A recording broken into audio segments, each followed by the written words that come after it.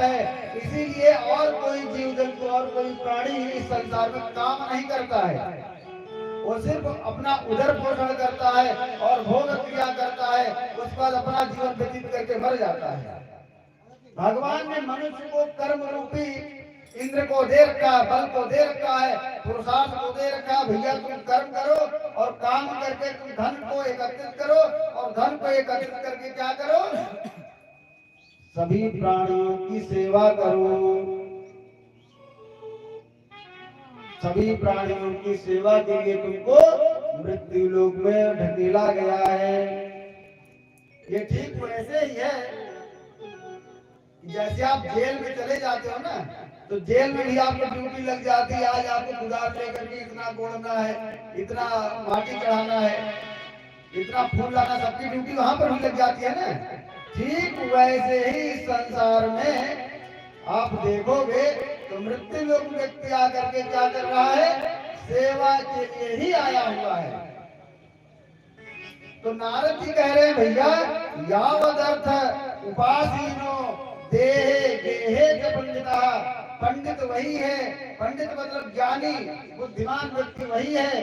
तो चाहे जिस मनुष्य के शरीर में प्राप्त हो, लेकिन उसे क्या करना चाहिए, अपने सगे संबंधियों का हमेशा ध्यान रखते रहना चाहिए। और सगे संबंधियों का ही नहीं, विरक्तो रक्तवत्तत्र लोके नरकाम नसेत। सगे संबंधियों का ही नहीं, कहा विरक्तो रक्तवत्तत्र,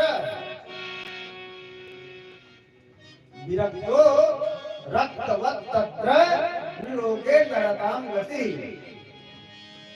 तो कैसे रहना चाहिए, कहा विरक्त रहना चाहिए। कैसे, कहा दूसरे को देखने में ऐसा लगे कि व्यक्ति बहुत आसक्त है, लेकिन अंदर में उस व्यक्ति की आसक्ति नहीं होना चाहिए।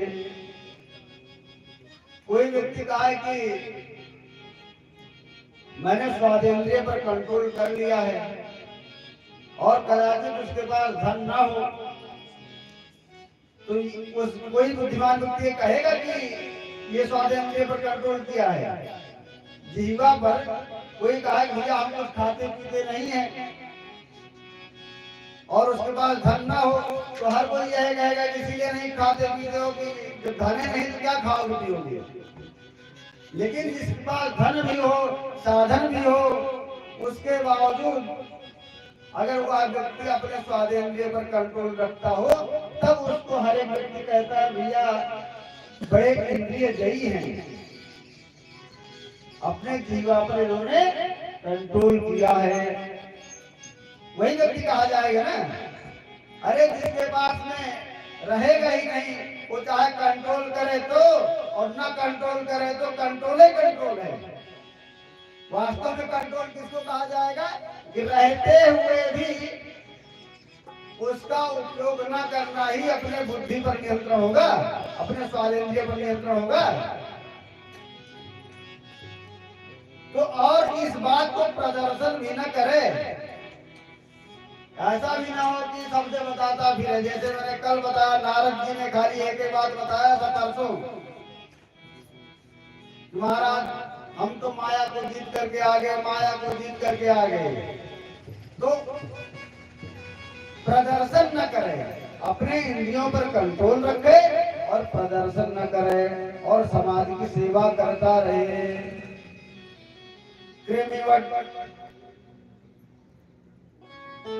तुलसीदास जी ने बहुत अच्छे समझाया इसी विषय को, बहुत सुंदर तरीका से, इतने सरल शब्दों में उन्होंने बताया है कि अगर उसका हम लोग अनुशीलन करें तो शायद इतना आपको समझने में बहुत आसानी होगी। नाथ सकल सकल